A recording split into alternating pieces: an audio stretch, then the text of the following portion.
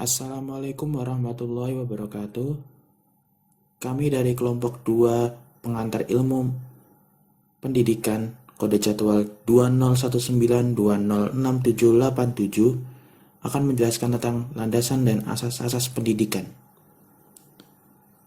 Landasan dan asas-asas pendidikan akan terbagi menjadi beberapa subbab yang diantaranya pengantar, kemudian landasan filosofis pendidikan, landasan sosiologis pendidikan, landasan kultural pendidikan, landasan psikologi pendidikan, landasan ilmiah teknologi pendidikan dan seni, landasan pendidikan nasional, dan terakhir adalah asas-asas pelaksanaan pendidikan nasional di Indonesia. Yang pertama, pengantar. Pendidikan dapat diartikan melalui berbagai sudut pandang. Yang pertama, pendidikan berwujud sebagai suatu sistem. Yang kedua, pendidikan berwujud sebagai suatu proses. Yang ketiga, pendidikan berwujud sebagai hasil. Maksud dari yang pertama, pendidikan berwujud sebagai suatu sistem adalah pendidikan dipandang sebagai keseluruhan gagasan terpadu yang mengatur usaha-usaha sadar untuk membina seseorang mencapai harkat kemanusiaannya secara utuh. Sedangkan yang kedua, pendidikan berwujud sebagai suatu proses, maksudnya pendidikan dipandang sebagai pelaksanaan usaha-usaha untuk mencapai tujuan tertentu dalam rangka mencapai harkat kemanusiaan seseorang secara utuh. Yang ketiga, pendidikan berwujud sebagai hasil, artinya pendidikan dipandang sebagai sesuatu yang telah dicapai atau dimiliki seseorang setelah proses pendidikan berlangsung. Upaya pendidikan sebagai suatu sistem tentunya akan selalu relevan pada landasan yang digunakan dalam proses pendidikan.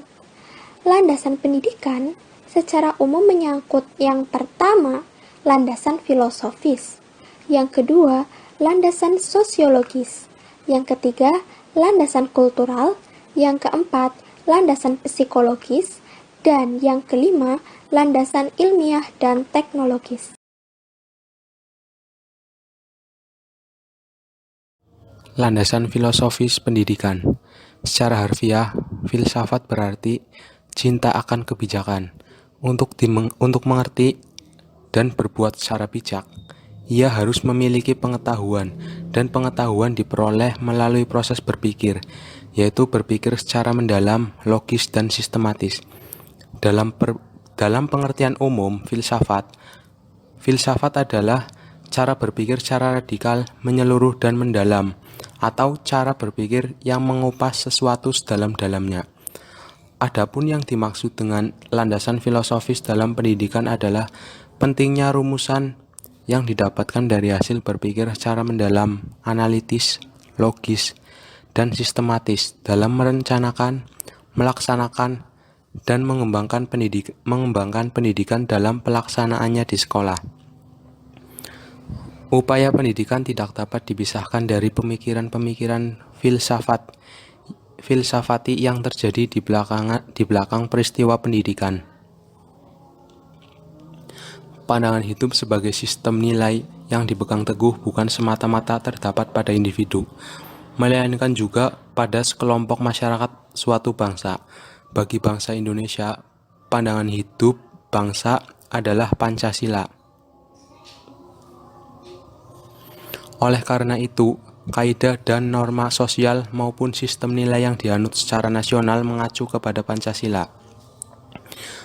Berkenaan dengan landasan filosofis pendidikan, melalui operasional pendidikan, baik secara makro maupun mikro haruslah berlandaskan Pancasila dan diarahkan membentuk manusia Indonesia yang Pancasilais sejati.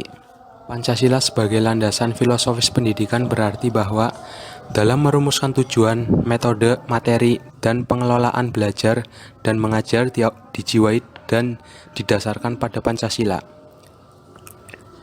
2. Sistem penyelenggaraan pembinaan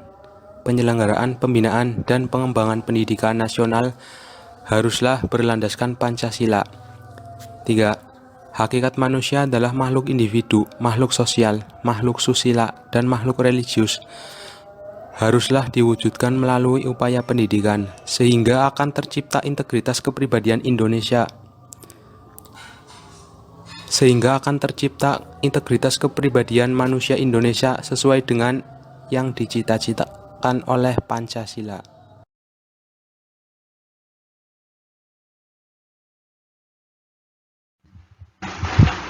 Landasan sosiologis pendidikan.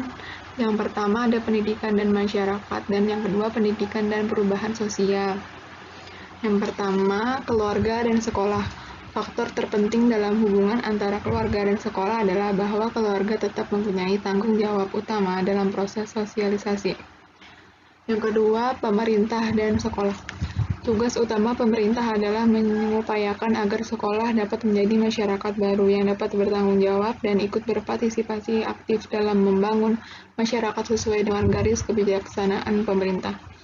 Yang ketiga, ekonomi dan sekolah.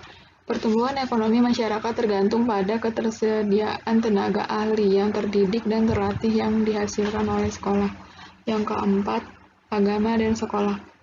Karena sekolah merupakan salah satu lembaga sosialisasi masyarakat yang bertujuan membekali peserta didik agar dapat hidup di masyarakat, maka pendidikan agama menjadi mata pelajaran di sekolah. Yang kelima, masyarakat dan sekolah. Peran sekolah terhadap masyarakat adalah sebagai pewaris, sebagai pemelihara, dan sebagai agen pembaharuan. Yang kedua ada pendidikan dan perubahan sosial. Yang pertama ada perubahan teknologi. Dilihat dari sudut pandang sekolah, perubahan teknologi mempunyai dampak penting. Yang pertama, perubahan teknologi yang menuntut agar sekolah dapat mempersiapkan lulusannya untuk dapat menyesuaikan dengan perkembangan yang terjadi.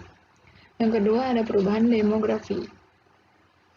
Pengaruhnya terhadap pendidikan antara lain, pertama, pengembangan kebijaksanaan pendidikan. Yang kedua, pembatasan secara ketat penerimaan siswa baru. Yang ketiga, ketidakseimbangan antara pertambahan penduduk dan fasilitas pendidikan. Yang ketiga, ada urbanisasi dan suburbanisasi. Sebagai dampak dari perubahan demografi, menimbulkan permasalahan yang harus dihadapi oleh sekolah. Beberapa di antaranya yaitu tanggung jawab sekolah membantu penyesuaian diri dari berbagai macam kelompok yang sebagian besar merupakan penduduk perkotaan. Yang terakhir adalah perubahan politik masyarakat, bangsa, dan negara. Dua perubahan utama telah dan akan terus berlangsung yang memiliki dampak terhadap pendidikan terjadi di dalam struktur pemerintahan dan di dalam masyarakat, yaitu meningkatkannya keterlibatan pemerintah di dalam kegiatan-kegiatan anggota masyarakat.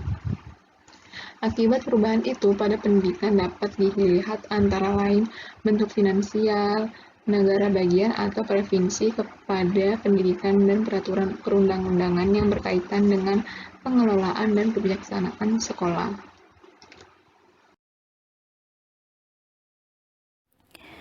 Landasan kultural pendidikan. Pada landasan kultural pendidikan terhadap beberapa poin. Sebelum itu, saya akan menyampaikan bahwa pada dasarnya pendidikan merupakan unsur dan peristiwa budaya. Salah satu cara untuk memelihara kebudayaan adalah melalui pengajaran. Pendidikan dapat berfungsi sebagai penyampai, pelestari, dan sekaligus pengembangan kebudayaan. Akan saya sebutkan beberapa poin tadi. Yang pertama adalah kegagalan kelompok minoritas disebabkan oleh tradisi budaya mereka masing-masing. Yang kedua, prasangka dan pertentangan di berbagai kelompok budaya berpengaruh terhadap pendidikan. Yang ketiga, stereotip membuat pengajaran menjadi lebih efektif.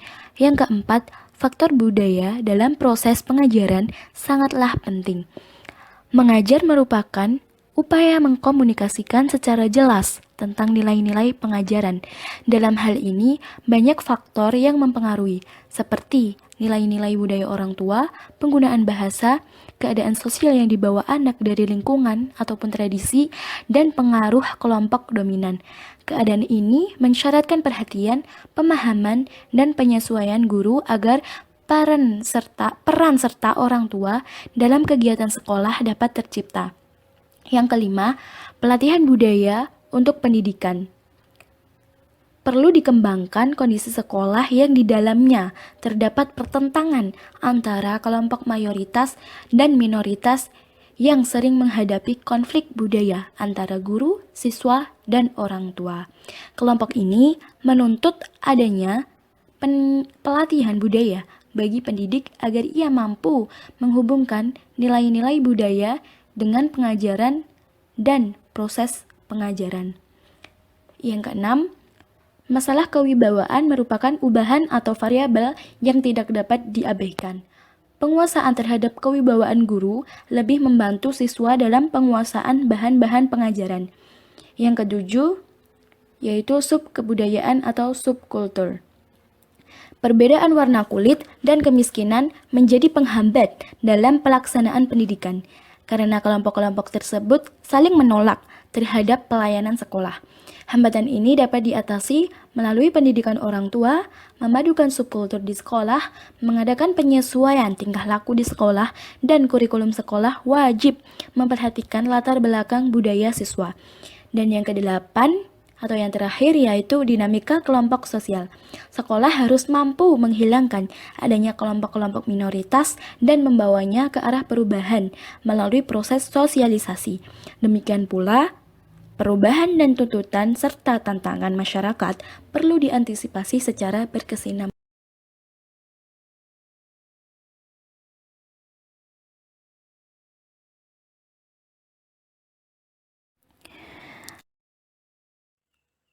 Landasan psikologis pendidikan. Landasan psikologis pendidikan merupakan pemahaman terhadap siswa yang berkaitan dengan aspek psikologis siswa. Melalui hasil kajian dan penemuan psikologis, seorang pendidik dapat mengenali dan menyikapi siswa sesuai usia dan tahap perkembangannya, sehingga akan memudahkan pendidik untuk mencapai tujuan dari proses belajar itu sendiri. Landasan psikologis pendidikan memiliki dua cabang psikologi yang sangat penting diperhatikan di dalam pengembangan kurikulum, yaitu psikologi perkembangan dan psikologi belajar. Psikologi perkembangan diperlukan terutama dalam menentukan isi kurikulum yang diberikan kepada siswa, baik tingkat kedalaman dan keluasan materi, tingkat kesulitan dan kelayakannya, serta kebermanfaatan materi yang senantiasa disesuaikan dengan taraf perkembangan siswa. Kemudian adalah psikologi belajar. Psikologi belajar memberikan sumbangan terhadap pengembangan kurikulum, terutama berkenaan dengan bagaimana kurikulum itu diberikan kepada siswa, dan bagaimana siswa harus mempelajarinya. Atau lebih sederhananya, merupakan strategi pelaksanaan kurikulum untuk siswa.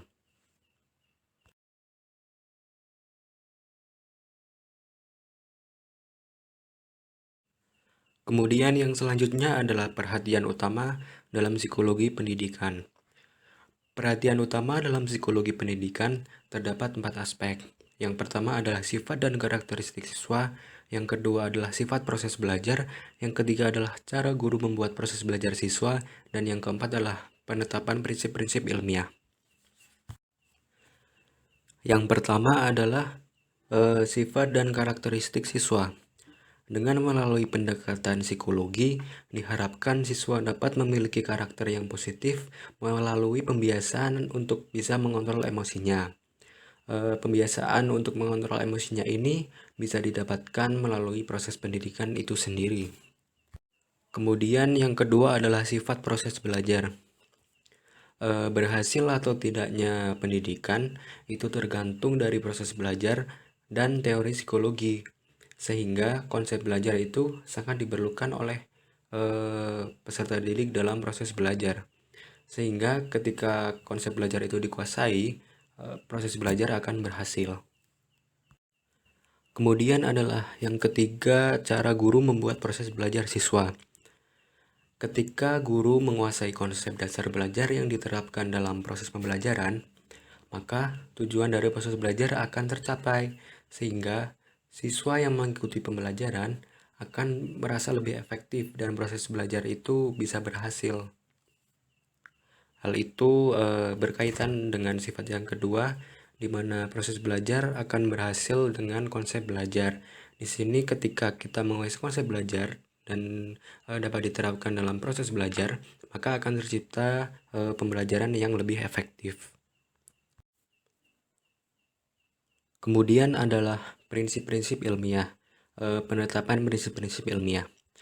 Ilmu psikologi itu sendiri berkaitan dengan pencarian data, kemudian penganalisisan data, dan penuangan ide atau gagasan.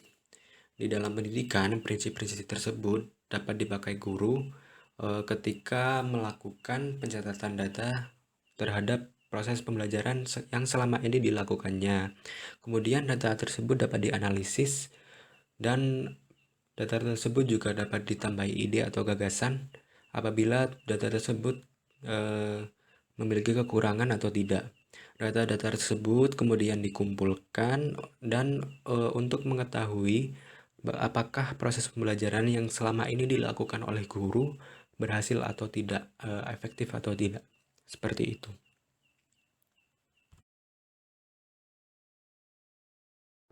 Oke, selanjutnya landasan ilmiah teknologi pendidikan dan seni.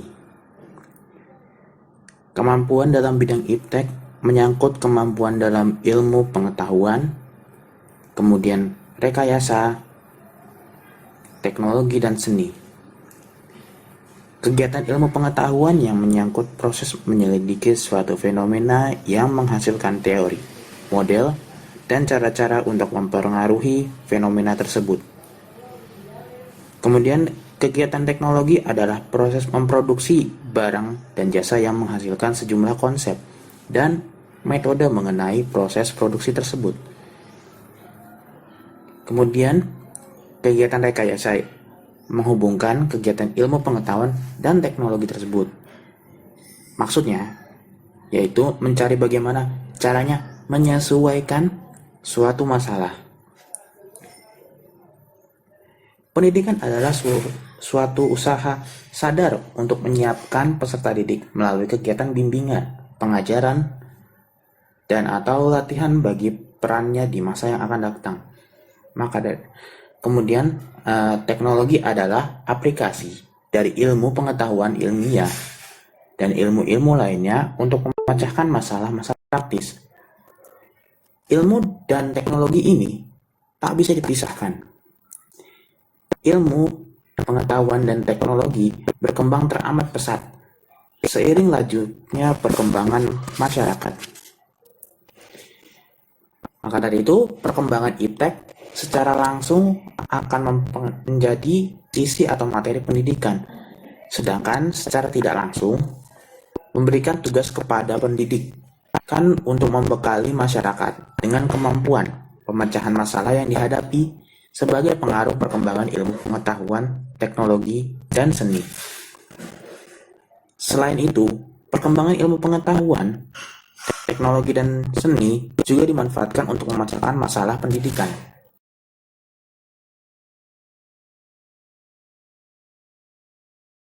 Selanjutnya, landasan pendidikan nasional di Indonesia. Perubahan-perubahan yang terjadi dalam pembangunan pendidikan nasional yang bersifatnya mendasar, yaitu menyangkut penyesuaian pembangunan bidang pendidikan dengan dasar dan cita-cita bangsa dan negara. Untuk mencapai terhadap cita-cita dan tujuan nasional tersebut, maka pembangunan pendidikan nasional harus memiliki dasar hukum yang kuat. Maka, dasar hukum pembangunan pendidikan nasional di Indonesia bisa dibagi menjadi 3. Yang pertama adalah landasan ideal, yaitu Pancasila. Kemudian landasan konstitusional, yaitu Undang-Undang Dasar 1945. Dan yang terakhir adalah landasan operasional UU SPN. Apa itu UU SPN? Dalam operasional pendidikan nasional telah dikeluarkan UU SPN, yaitu UU tentang atau Undang-Undang tentang Sistem Pendidikan Nasional.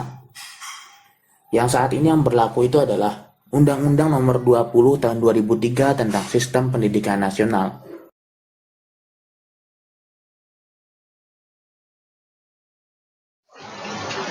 Kemudian ada asas-asas pelaksanaan pendidikan nasional di Indonesia.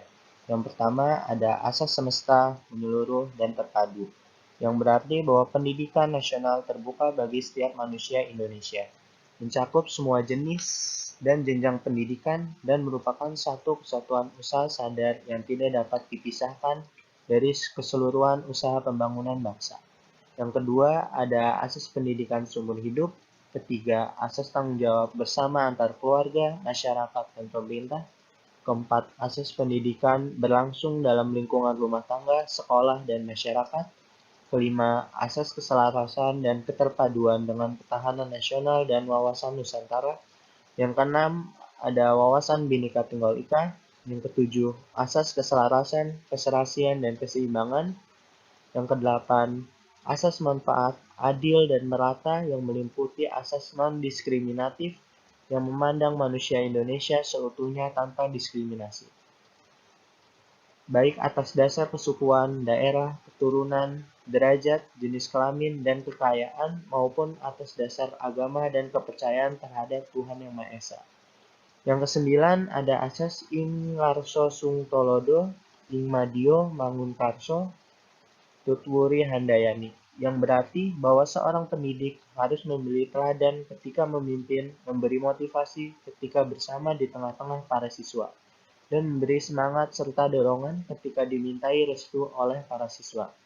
Yang ke-10 ada asas mobilitas, efisiensi, dan efektivitas, yang memungkinkan pengadaan kesempatan yang seluas-luasnya bagi manusia Indonesia. Yang 11 ada asas kepastian hukum, yang berarti bahwa sistem pendidikan nasional dilaksanakan atas dasar peraturan perundang-undangan.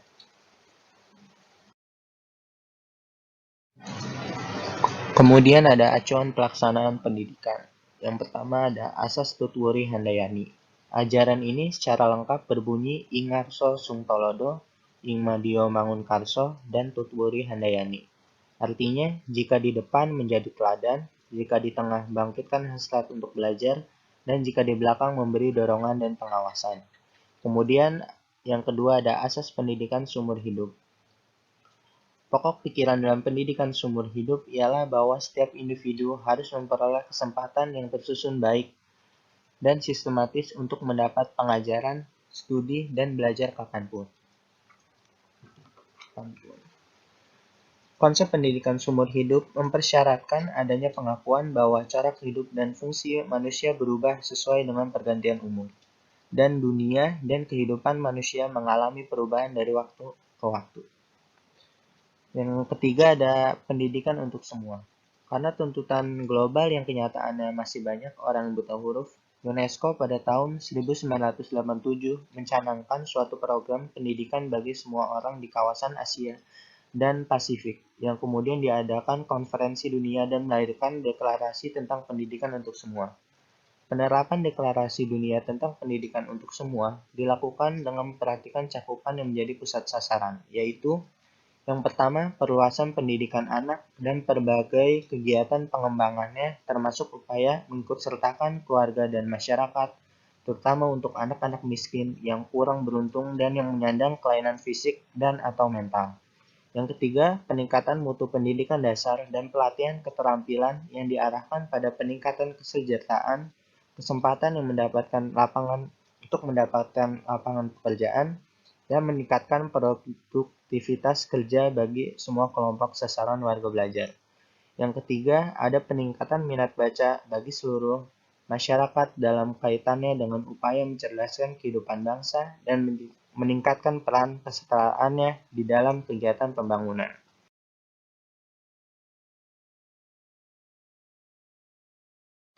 Sekian dari kelompok kami, kurang lebihnya mohon maaf. Wassalamualaikum warahmatullahi wabarakatuh.